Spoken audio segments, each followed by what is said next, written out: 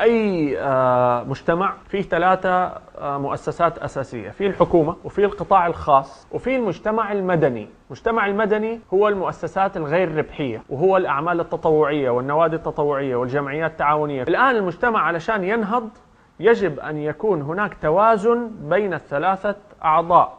لازم الدولة تقوم بدورها، بس لازم أيضا القطاع الخاص يقوم بدوره والمجتمع المدني يقوم بدوره. في العالم العربي يوجد اعتماد كبير جدا على الدولة، فدور الدولة مضخم ودور المجتمع المدني مصغر، وبالتالي المعادلة ما هي موزونة، وبالتالي يوجد خلل، وبالتالي نضعف من إمكانية الإصلاح.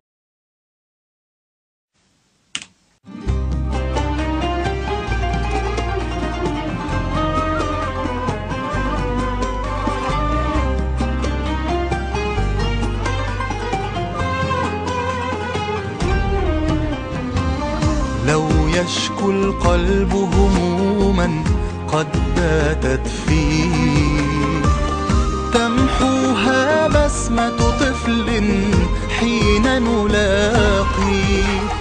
ما أجمله قلب يحمل هم أخيه، في العسر له يسر في الحزن يواسي.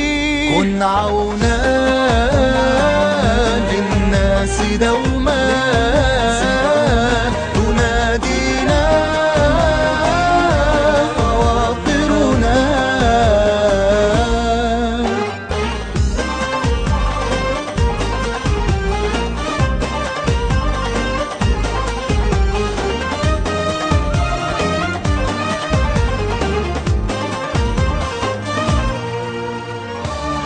أجيال تحلم يوما بعلى الأوطان، وشباب يحمل أملا لبني الإنسان.